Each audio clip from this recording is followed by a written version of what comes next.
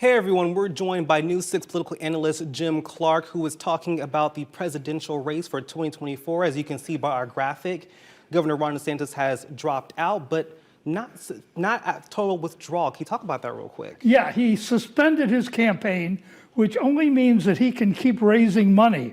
I think he's going to end up in debt, and he'll probably need more money to pay his staff and pay the bills that are still to come in. So by suspending his campaign, he can get more money. If he quits, he can't raise any more money. Why now? I think the handwriting was on the wall, certainly after Iowa.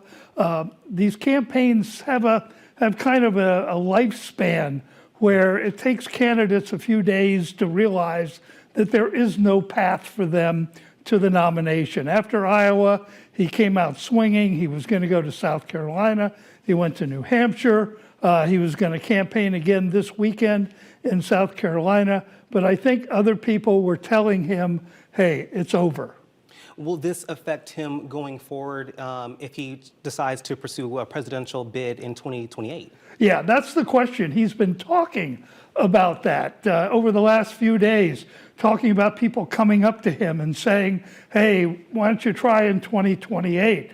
The problem is he will be out of office by then. It will be more difficult to raise money. And by then, politics could change tremendously. A whole new slate of potential candidates could come along. So it's really difficult to kind of pick your year.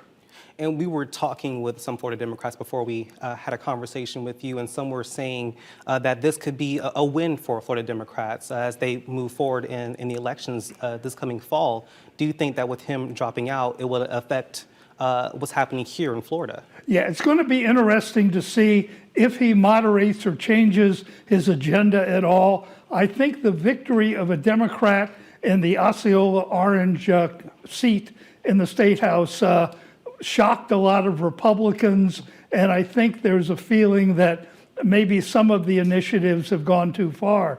For example, the book banning initiative, now there's being pushback from Republicans about that. As we look at the other candidates that's left, we have Nikki Haley, who is still a contender in this race. Do you think that those votes from Governor Ron DeSantis will go to her? Will it go to President Trump? What goes next for the New Hampshire primary? Yeah, that's going to be interesting. I think that most of his votes will either stay home. It's very cold in New Hampshire, and people might want to not vote, or they'll go to Donald Trump. Remember, Governor DeSantis was a version of Trump, sometimes running to the right of Trump and complaining that Trump was not conservative enough.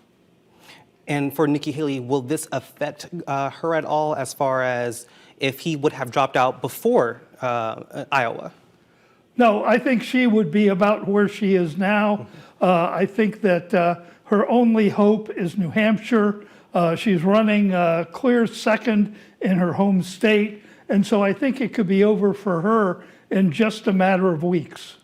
And while that may be a possibility for President Trump, however, he does still have legal troubles. Will that affect him going forward in this race? Yeah, and people have said that the legal problems could impact their vote. People have said, if he is convicted, I'm not sure I'd vote for him. So that's going to be interesting, too, going forward, if he gets a conviction between now and the election. As we were saying with what's happening next in New Hampshire, what's next? What can people expect to see coming in New Hampshire? The governor of New Hampshire endorsed the South Carolina governor. At one point, they were predicting a victory. They've backed off that some now, but she clearly needs either a victory or to make it really close to even stay in the race. Putting our focus back to Governor DeSantis, what's next for him? Because he still is a governor. Yeah, and he still has very much clout in the state. I think that he'll be refocusing on Florida and Florida initiatives. But remember, he has all kinds of court battles that'll be going on over the next 2 years, whether it's with Disney or drag queens or books or school boards. All these things are going to be in the court. So he'll be spending a lot of time on legal matters over the next 2 years. Those are the questions that we have so far. Is there anything else that we should tell viewers when it comes to what does this particularly mean for them as we continue this political battle, especially in New Hampshire? You know, Brian, there's a certain thing called the Florida curse. And a Floridian has never been elected president. Governor Desantis is actually the 5th governor to run for president. And actually, he did the best. He got 5 or 6 delegates. The others who came before him got no delegates. So it's just a curse. We are the largest state that's never elected a president. All right, thank you, Professor Clark, for your time. Again, we are going to be continuing this coverage as the time goes on, and we'll get back to you at a later time. I'm News 6's Brian Didlake.